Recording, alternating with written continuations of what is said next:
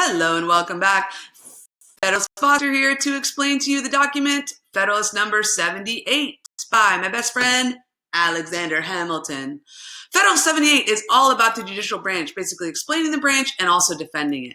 So our enduring understanding is the design of the judicial branch protects the Supreme Court's independence as a branch of government, and the emergence and use of judicial review remains a powerful judicial practice. Basically, Fed 78 defines the purpose and need of an independent judicial branch and established it as the weakest of the three. It explained that the reason that judges get office for life was to protect the judiciary from political pressure by Congress and the president, and there were established limitations within the Constitution. It also developed the idea of judicial review to allow the judicial branch to declare a law void if it violated the Constitution. The main ideas in Federalist Number 78 is basically Alexander Hamilton argues that this is going to be the least dangerous branch. So he's basically like, don't worry, guys. I know you're a little worried about these judges who are going to serve for life and that they're unelected, but they're not going to have that much power. And he basically says that they're not going to have the sword or the purse, meaning that they're not going to have the power of enforcement like the president does, and they're not going to have the power of the purse like the Congress does. That means basically the ability to spend money.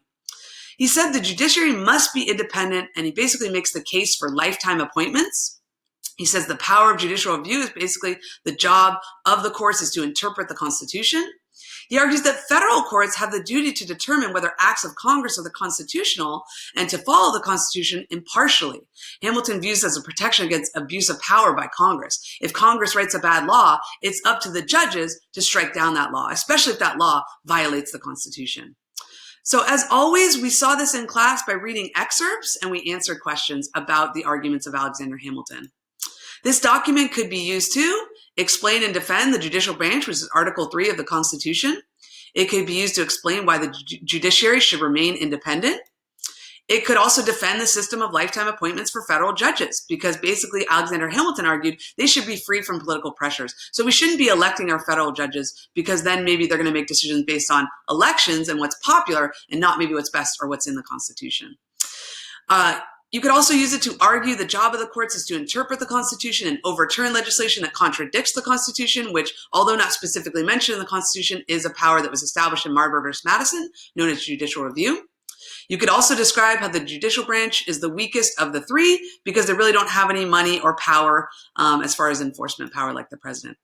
You could also use it to basically explain the purpose of federal judges. Okay, so that's it for Federalist Number 78. You can go ahead and follow me on Twitter at Federalist Foster. And as always, keep calm and Viking on.